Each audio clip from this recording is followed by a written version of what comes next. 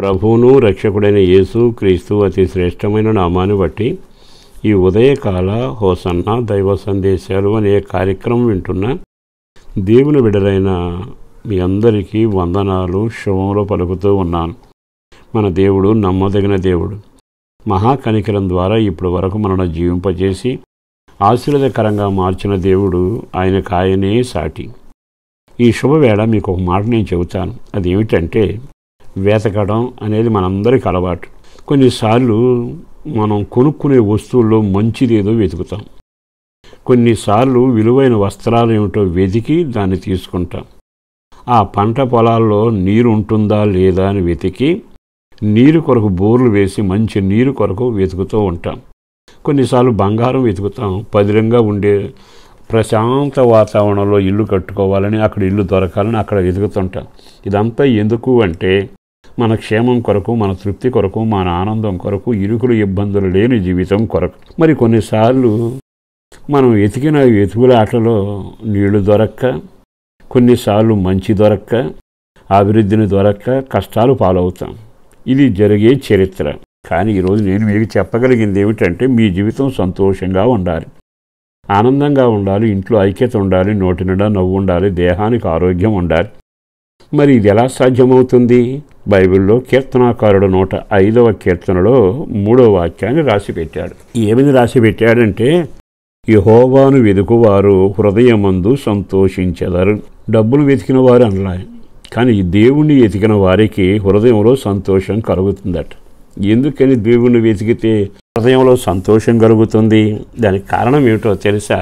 మనం వెతికే దేవుడు సజీవుడు, ఆయన జీవాధిపతి, ఆయన ఆశ్చర్యకార్యాలు జరిగించగలిగిన వాడు, మన దినముల లెక్క రాయగలిగిన వాడు. ఆయన ఎవరు అంటే వెలుగై ఉన్నవాడు. ఆయన ఎవరు అంటే స్వస్థపరిచేవాడు. ఆయన ఎవరు అంటే మరణాన్ని విరిచి విజేతగా లేచి మరణం నుంచి మనల్ని తప్పించినవాడు. అట్టి వారిని వెతుక్కుంటూ వెళ్ళామనుకో, జీవితంలో సంతోషం కలుగుతుందిగా. ఎందుకంటే మనకి రోగాన్ని స్వస్థపరిచేవాడు ఆయన. నేను వెతుక్కుంటూ ఆయన దగ్గరకు వెళ్ళాను. అయ్యా, భయంకరమైన పరిస్థితిలో ఉన్నాను. ఆయన నన్ను చూడగానే నా బలహీనతను జ్ఞాపకం చేసుకుని హృదయంలో సంతోషం కలుగు చేయాలి అనుకుంటే, ఆయన స్వస్థపరిచే యెహోవా పేరు ఉంది కనుక స్వస్థపరుస్తాడు. స్వస్థత జరిగి విడుదల పొందాక హృదయంలో సంతోషం కలగదా? కుటుంబంలో ఆనందం కలగదా? నువ్వు జ్ఞానం కొరకు వెతుకుతావు. జ్ఞానం లభ్యమైతే మంచిది, కానీ కొన్నిసార్లు లోకానుసారమైన జ్ఞానం ఉంటుంది. కానీ ప్రభు దగ్గరికి వెళితే ఆయన అంటాడు, జ్ఞానమునకు ఆధారము నేనే. ఆయన వెతుక్కుంటూ ఆయన దగ్గరకు వెళ్ళావే అనుకో, ఆయన జ్ఞానంతో నింపుతాడు. ఆ పరలోక సంబంధం జ్ఞానం కలిగితే సొలొమోను ఎట్లాడి తీర్పులు తీర్చాడు? ఆ జ్ఞానం కలిగి ఉంటే ఎట్లాడి పరిపాలన చేయగలిగాడు?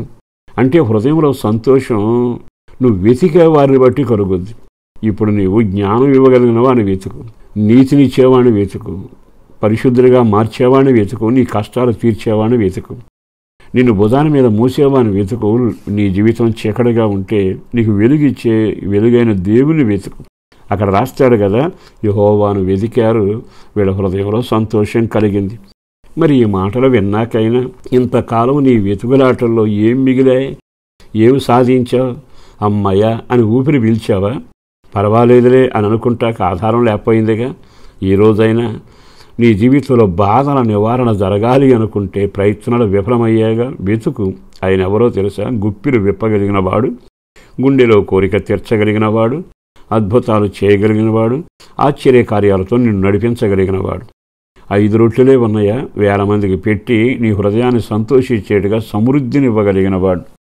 పాపివా? నిన్ను తన రక్తం ద్వారా కడిగి పరిశుద్ధపరిచి మోక్షానికి ప్రవేశం కలిగి చేసుకుంటే నిన్ను సిద్ధపరచగలిగిన వాడు ఆయన.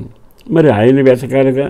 మార్గం ఆయనే, తెలివి ఆయనే, జీవము ఆయనే, స్వస్థపరచువాడు ఆయనే, ఆదరించువాడు ఆయనే. మరి అట్టివాని వెతికితే నీ హృదయంలో సంతోషం కలక్క ఇంకా దిగులు దుఃఖం ఎందుకుంటుంది? ఓ సేవకుడిగా బ్రతిమలాడుతూ మీతో చెబుతున్న ఈ వేళ నీవు ఆయన వైపు తిరిగి నువ్వు వెతకడం మొదలుపెట్టు. ఆయనలో సర్వము ఉంది. సర్వ ఆశీర్వాదాలు ఆయనకే నిలయం. ఆయన బంగారు గనిలాంటి వాడు కనుక ఆయన వైపు తిరిగి, అయ్యా నాదిది అంటూ నువ్వు చెప్పుకుని ఆయనకు సన్నిహితుడిగా మారితే ఆయన నీ హృదయంలో సంతోషం కలిగేట్టుగా సమస్యలను పరిష్కరిస్తాడు. పరిశుద్ధులను ప్రేమబడిన ప్రభు బిడ్డలను దీవించండి, ఆశీర్వదించి రెక్కల నీడలో భద్రత. పరీక్షలు రాస్తున్న బిడ్డల కొరకు ప్రార్థన చేస్తున్నాం. పెద్దలకు ఆరోగ్యం, పిల్లలకు క్షేమం, గర్భిణీ స్త్రీలకు సుఖప్రస్థితి కలగాలి, సంతానం లేని వారికి సంతానం కలగాలి, కష్టార్జితం, ఉద్యోగ వ్యాపారాల్లో తోడుగా ఉండి అందరికీ రక్షణ కలగాలి, సమాధాన సంతోషంతో నడిపించండి. యేసు పేరట వేడుచున్నాము తండ్రి, ఆమేన్.